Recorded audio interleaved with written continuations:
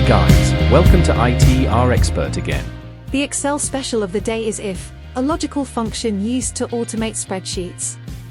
The if function checks if a condition is met, providing an outcome if true, or another if false.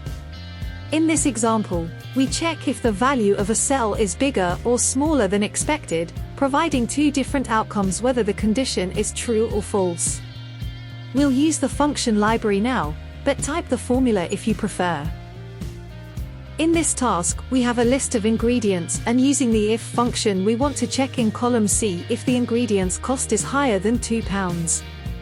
Then we want to return that cost in column C, otherwise to leave the cell empty.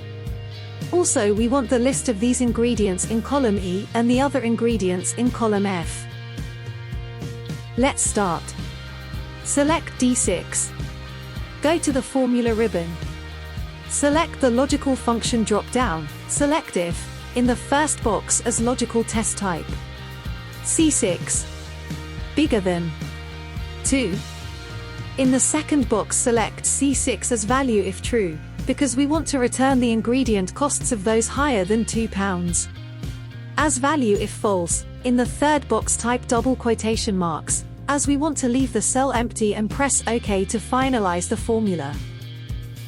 Now select D6. Go to the Formula ribbon. Select the Logical Function drop-down, select if, in the first box as logical test type. C6. Bigger than 2. In the second box select B6 as value if true.